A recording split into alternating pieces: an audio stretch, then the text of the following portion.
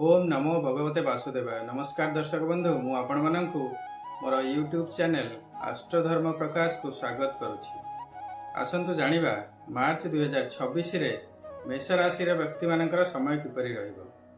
मार्च 2026 रे मेष राशि रो तृतीय स्थान रे बृहस्पति अवस्थान करछंती। पंचम स्थान रे केतु अछंती। रवि, मंगल, बुध एवं राहु एकादश स्थान रे अछंती। शनि एवं शुक्र द्वादश स्थान रे अछंती। 15 मार्च परे रवि द्वादश स्थान को चलन करिवे। आसंतु देखिबा मेष राशि व्यक्ति मानकर गोचर स्थिति अनुसार समय किपरि रहिबो। बृहस्पति तृतीय स्थान रे अछंती, किंतु वर्तमान पर्यंत बृहस्पति वक्री चलुथिले। मार्च 3 तारिख रु बृहस्पति मार्गी अवस्था रे चलन करिवे। तेणु मार्च मासरे आपनको बृहस्पतिंकर किछिटा पॉजिटिव रिजल्ट निश्चय मिलिबो। तृतीय बृहस्पति थिले साधारणतः शरीर पीड़ा हुए, शत्रु वृद्धि हुए, धन हानि मध्य हुए, किंतु जेहेतु 3 मार्च रु बृहस्पति मार्गी हेउछंती, ए सबरु किछिटा आपनको रिलैक्स मिलिबो। बृहस्पति अशुभ स्थान रे थिले मध्य तांकर दृष्टि किंतु शुभ फल दिए। तेणु आपणकर एई मासरे सप्तम स्थान को बृहस्पतिंकर दृष्टि थिबारु निजर जीवन साथी सहित संपर्क भल रहिबो। जीवन साथी स्वास्थ्य मध्य भल रहिबो एवं मार्च मासरे आपणकर पूर्व अपेक्षा आय रे मध्य किछिटा वृद्धि हेबो। आसंतु देखिबा शनिंकर स्थिति अनुसार आपणकर समय किपरि अछि। गोचर रे शनि आपणकर द्वादश स्थान रे अछंती। शनिंकर यह 7.5 रो प्रथम चरण वा प्रथम 2.5 वर्ष ता मध्यरु पाखापाखी वर्षे चली गलानी, किंतु 7.5 रो प्रथम चरण रे बा द्वादश स्थान रे शनि थिले साधारणतः धन हानि हुए, अर्थ क्षय हुए, व्यय बढ़ी जाए, शत्रु वृद्धि हुअंती, मानसिक बहुत शांति मिले एवं रोग वृद्धि हुए, शरीर पीड़ा मध्य हुए। तेणु जेहेतु बृहस्पति मार्च 3 तारिख रु गोचर रे आपणकर मार्गी हेउछंती वक्री अवस्थारू किछिटा तांकर पॉजिटिव रिजल्ट पाई एथिर मध्य आपणको रिलैक्स मिलिबो। आपणकर पंचम स्थान रे केतु अवस्थान करछंती। पंचम स्थान हेउछि विद्या, शिक्षा, संतान एवं लव रिलेशनशिप रो स्थान। तेणु विद्या शिक्षा क्षेत्र रे समय टिके भल रहिबो नाही। मन अशांत रहिबो, पाठ पढ़ा रे मन लागिबो नाही। विद्यार्थी मानक पय ए समय एते शुभप्रद नुहे। संतान मानक सहित मध्य आपणकर संपर्क रे टिके तिक्तता आसी पारे, मनमालिन्य देखा देई पारे। लव रिलेशनशिप दृष्टि मध्य समय एते भल नुहे। मात्र एकादश स्थान रे आपणकर रवि मार्च 15 तारिख पर्यंत अवस्थान करछंती। रवि हेउछंती आपणकर पंचमाधिपति। तेणु 15 तारिख पर्यंत विद्या शिक्षा क्षेत्र रे टिके भल समय रहिबो। मात्र तापरे आपणकर एते भल समय रहिबो नाही, कारण 15 मार्च परे रवि द्वादश स्थान रे शनिंक सहित अवस्थान करिवे। शनि हेउछंती रविंकर शत्रु ग्रह।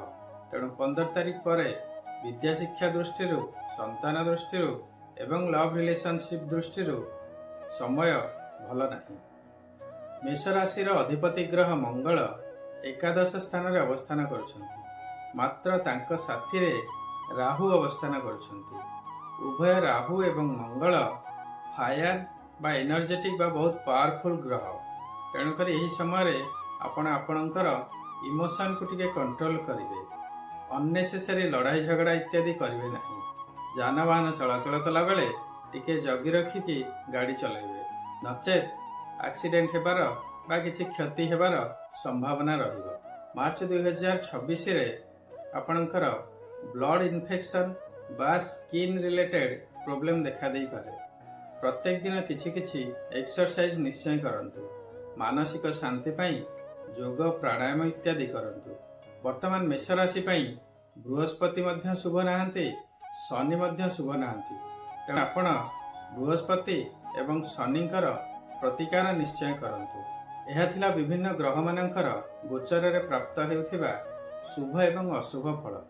मात्र एही शुभ एवं अशुभर मात्रा केते रहिबो ताहा निर्भर करिबो आपणकर जातक रे सेमानकर स्थिति किपरि अछि एवं आपणकर वर्तमान केउ ग्रहंकर महादशा बा अंतर्दशा चली अछि। जदि आपणको लागुछि गोचरर स्थिति अनुसार आपणको रिजल्ट मिलु नाही, ତେବେ ନିଜ ଜାତକର ପ୍ରପର ଆନାଲିସିସ୍ କରନ୍ତୁ। ନିଜ ଜାତକର ଆନାଲିସିସ୍ କରିବା ପାଇଁ ଭିଡ଼ିଓରେ ଦିଆଯାଇଥିବା ନମ୍ବରରେ ଯୋଗାଯୋଗ କରନ୍ତୁ। ବର୍ତ୍ତମାନ ପର୍ଯ୍ୟନ୍ତ ଯଦି ମୋ ଚ୍ୟାନେଲକୁ ଆପଣ ସବସ୍କ୍ରାଇବ୍ କରିନାହାନ୍ତି ତେବେ ସବସ୍କ୍ରାଇବ୍ ନିଶ୍ଚୟ କରନ୍ତୁ। ଭିନ୍ନ ଭିନ୍ନ ଗ୍ରହମାନଙ୍କର ଗୋଚରରେ ଚଳନ ବା ରାଶି ପରିବର୍ତ୍ତନ, ଗ୍ରହମାନଙ୍କର ବକ୍ରୀ ଚଳନ, ଗ୍ରହମାନଙ୍କର ଶୁଭ ଏବଂ ଅଶୁଭ ଯୋଗ ଇତ୍ୟାଦି ବିଷୟରେ ମୋ ଚ୍ୟାନେଲରେ ବହୁତ ଇନଫର୍ମେଟିଭ୍ ଭିଡ଼ିଓ ଅଛି, ତାକୁ ଦେଖନ୍ତୁ ଏବଂ ଏସବୁର ପ୍ରଭାବ ଏବଂ ପ୍ରତିକାର ବିଷୟରେ ନିଶ୍ଚୟ ଜାଣନ୍ତୁ। ଶନିଦେବଙ୍କର କୃପା ପ୍ରାପ୍ତି ପାଇଁ ପ୍ରତ୍ୟେକ ଦିନ ଶନିଙ୍କର ବୀଜ ମନ୍ତ୍ର ଓମ୍ ସମ୍ ଶନିଶ୍ଚରାୟ ନମଃ ଜପ କରନ୍ତୁ। ଶନିବାର ଦିନ ଶନି ମନ୍ଦିର ଯାଆନ୍ତୁ ଏବଂ ଶନିଦେବଙ୍କର ପୂଜାର୍ଚ୍ଚନା କରନ୍ତୁ। ରାଶି ତେଲରେ ଦୀପଟିଏ ଦାନ କରନ୍ତୁ। କାଉ ଏବଂ ବୁଲା କୁକୁରମାନଙ୍କୁ ପ୍ରତ୍ୟେକ ଦିନ କିଛି କିଛି ଖାଇବାକୁ ଦିଅନ୍ତୁ। ଦରିଦ୍ର ଶ୍ରମଜୀବୀ ଏବଂ ସଫେଇ କର୍ମଚାରୀମାନଙ୍କୁ ଖାଦ୍ୟ, କଳା ବସ୍ତ୍ର, କମ୍ବଳ, ଛତା ଇତ୍ୟାଦି ଦାନ କରନ୍ତୁ। ପ୍ରତ୍ୟେକ ଦିନ ହନୁମାନ ଚାଳିସା ପାଠ କରନ୍ତୁ।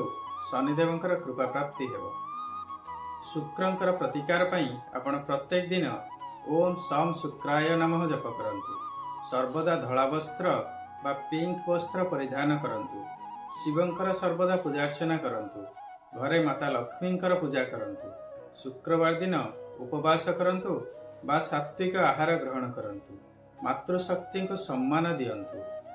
ଦରିଦ୍ର ସ୍ତ୍ରୀ ଲୋକମାନଙ୍କୁ ଧଳା ପଦାର୍ଥ ଯଥା ଚାଉଳ, ଚିନି, କ୍ଷୀର, ଦହି ଏବଂ ସିଲଭର କଏନ୍ ଇତ୍ୟାଦି ଦାନ କରନ୍ତୁ। ପ୍ରତ୍ୟେକ ଦିନ ସନ୍ଧ୍ୟାବେଳେ ଘରେ କର୍ପୂରରେ ଆଳତି କରନ୍ତୁ। ଶୁକ୍ରଦେବଙ୍କର କୃପା ପ୍ରାପ୍ତି ହେବ। ବୃହସ୍ପତିଙ୍କର କୃପା ପ୍ରାପ୍ତି ପାଇଁ ପ୍ରତ୍ୟେକ ଦିନ ଓମ୍ ସହ ଗୁରବେ ନମଃ ଜପ କରନ୍ତୁ। ଯଦି ଗୁରୁ ଦୀକ୍ଷା ନେଇଥିବେ ତେବେ ଗୁରୁମନ୍ତ୍ର ଜପ କରନ୍ତୁ। ନିଜ ଇଷ୍ଟ ଦେବତା ଏବଂ ଇଷ୍ଟଦେବୀଙ୍କର ପ୍ରତ୍ୟେକ ଦିନ ଶ୍ରଦ୍ଧାପୂର୍ବକ ପୂଜାର୍ଚ୍ଚନା କରନ୍ତୁ। ପ୍ରତ୍ୟେକ ଦିନ ଓମ୍ ନମଃ ଶିବାୟ ଜପ କରନ୍ତୁ ଏବଂ ପ୍ରତ୍ୟେକ ସୋମବାର ଶିବ ମନ୍ଦିର ଯାଆନ୍ତୁ, ଶିବଙ୍କର ପୂଜା କରନ୍ତୁ। ନିଜ କୁଳ ପୁରୋହିତ ଏବଂ ବ୍ରାହ୍ମଣଙ୍କ ସହିତ ସମ୍ପର୍କ ଭଲ ରଖନ୍ତୁ। ପିତାମାତାଙ୍କର ସେବା କରନ୍ତୁ। ଦେବଗୁରୁ ବୃହସ୍ପତିଙ୍କର କୃପା ପ୍ରାପ୍ତି ହେବ। ଆଶା କରୁଛି ଏହି ଭିଡ଼ିଓଟି ଆପଣଙ୍କୁ ନିଶ୍ଚୟ ଭଲ ଲାଗିଥିବ। ଯଦି ଭଲ ଲାଗିଛି ତେବେ ଭିଡ଼ିଓଟିକୁ ଲାଇକ୍ କରନ୍ତୁ ଏବଂ ସେୟାର କରନ୍ତୁ। ବର୍ତ୍ତମାନ ପର୍ଯ୍ୟନ୍ତ ଯଦି ମୋ ଚ୍ୟାନେଲକୁ ଆପଣ ସବସ୍କ୍ରାଇବ୍ କରିନାହାନ୍ତି ତେବେ ସବସ୍କ୍ରାଇବ୍ ନିଶ୍ଚୟ କରନ୍ତୁ। ଆପଣଙ୍କର ମତାମତ କମେଣ୍ଟ ସେକ୍ସନରେ ନିଶ୍ଚୟ ଲେଖି ଜଣାଇବେ। ସର୍ବେ ଭବନ୍ତୁ ସୁଖିନଃ, ସର୍ବେ ସନ୍ତୁ ନିରାମୟା, ସର୍ବେ ଭଦ୍ରାଣି ପଶ୍ୟନ୍ତୁ, ମା କଶ୍ଚିତ୍ ଦୁଃଖଭାଗ୍ ଭବେତ୍। ଓମ୍ ନମଃ ଶିବାୟ।